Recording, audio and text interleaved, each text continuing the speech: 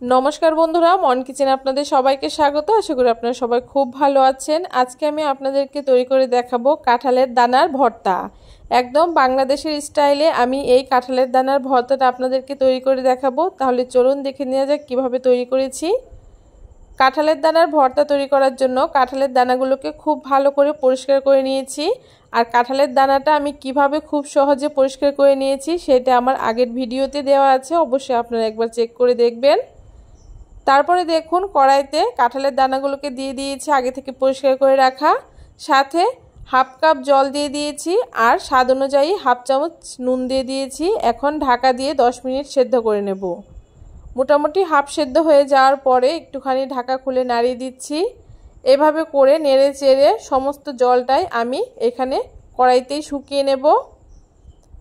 এভাবে করে নেড়ে চেড়ে দেখুন সমস্ত জলটা আমি এখানে শুকিয়ে নিয়েছি। এখন কাঁঠালের দানাগুলোকে সাইড করে মাঝখানটা একটু ফাঁকা করে নেব। এখন এখানে আমি পরিমাণ মতো 4 থেকে 5 চামচ মতো সরষের তেল ব্যবহার করেছি। যে কোনো ভর্তার মধ্যে যদি সরষের তেলটা ব্যবহার করা হয় তাহলে খেতে ভীষণই ভালো লাগে, তাই অবশ্যই এখানে সরষের তেলটাই ব্যবহার করবেন। সরষের তেলটা দেওয়ার পরে একটু গরম হয়ে গেছে। তারপরে এখানে আমি স্বাদ অনুযায়ী 5-6টা শুকনো লঙ্কা দিয়েছি। আপনারা চাইলে এখানে কাঁচা লঙ্কাও ব্যবহার করতে পারেন। সাথে 10-12 কোয়া রসুন আর হাফ চামচ কালো জিরে দিয়েছি। ভর্তার মধ্যে কালো জিরের ফ্লেভারটা ভীষণই ভালো লাগে। তার সাথে মিডিয়াম সাইজের একটা পেঁয়াজ কুচি করে নিয়ে হাত দিয়ে একটুখানি ভেঙে দিয়ে দিচ্ছি।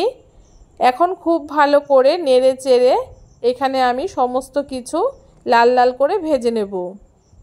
যেহেতু আমি কাঁঠালের দানাটা সেদ্ধ করার সময় অনেকটাই নুন দিয়েছি, তাই এখানে আর নুন ব্যবহার করলাম না। আপনারা চাইলে সামান্য একটু ব্যবহার করতে পারেন। এভাবে করে নেড়ে চেড়ে মিডিয়াম আঁচে সবগুলো উপকরণ একসাথে লাল করে ভেজে নেব। কাঁঠালের দানাগুলোকে খুব বেশি ভাজতে যাবেন না, তাহলে শক্ত হয়ে যাবে, ভর্তাটা খেতে ভালো লাগবে না।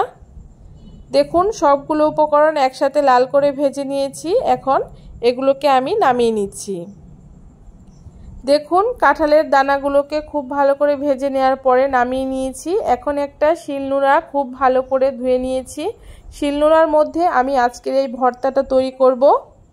যে কোনো ভর্তা শিলনোড়ায় তৈরি করলে তার টেস্টটা দ্বিগুণ বেড়ে যায়, কিন্তু একটু কষ্ট হয়। আপনারা চাইলে খুব সহজে মিক্সিতেও এই কাঁঠালের দানার ভর্তা তৈরি করে নিতে পারেন, তাতে সময় খুবই কম লাগবে।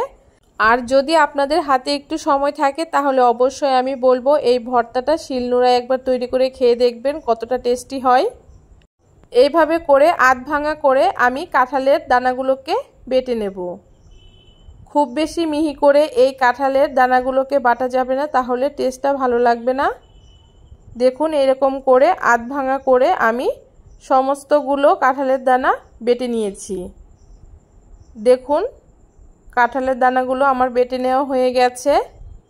এখন একটা প্লেটের মধ্যে তুলে নিচ্ছি। ভর্তাটা আমার এখনও তৈরি হয়নি, কারণ এর টেস্টটা বাড়ানোর জন্য আমি এইখানে কিছুটা পেঁয়াজের কুচি দিয়ে নিচ্ছি। তার সাথে হাফ মুঠো ধনেপাতা কুচি করে কেটে নিয়েছি, ধনেপাতাগুলোকেও দিয়ে দিচ্ছি। সাথে স্বাদ অনুযায়ী নুন দিয়ে দিচ্ছি কিছুটা। আর তারপরে এখানে আরও 1 চামচ মতো সরষের তেল দিয়ে দিচ্ছি। এখন প্রথমে পেঁয়াজগুলোকে খুব ভালো করে নুন দিয়ে চটকে পেঁয়াজটাকে নরম করে নিয়েছি। সাথে ধনেপাতাটাকেও খুব ভালো করে চটকে নিচ্ছি। তারপরে কাঁঠালের দানার সাথে খুব ভালো করে মাখিয়ে নেব। এইভাবে করে খুব ভালো করে মাখিয়ে নেওয়া হয়ে গেছে আর ভর্তাটা আমার একদম রেডি হয়ে গেছে। এইভাবে করে কাঁঠালের দানার ভর্তা একবার তৈরি করে খেয়ে দেখবেন, গরম ভাতের সাথে আর কিছুই লাগবে না। খুবই টেস্টি হয় এটা খেতে। কেমন লাগলো আজকের এই খুব সহজ আর ইউনিক কাঁঠালের দানার ভর্তার রেসিপি অবশ্যই কমেন্ট করে জানাতে ভুলবেন না। ভিডিওটা ভালো লাগলে অবশ্যই সবার সাথে শেয়ার করে দেবেন। আর আমার চ্যানেলের নতুন বন্ধু হয়ে থাকলে অবশ্যই চ্যানেলটাকে সাবস্ক্রাইব করে দিয়ে পাশে থাকা বেল আইকনটি প্রেস করে দেবেন।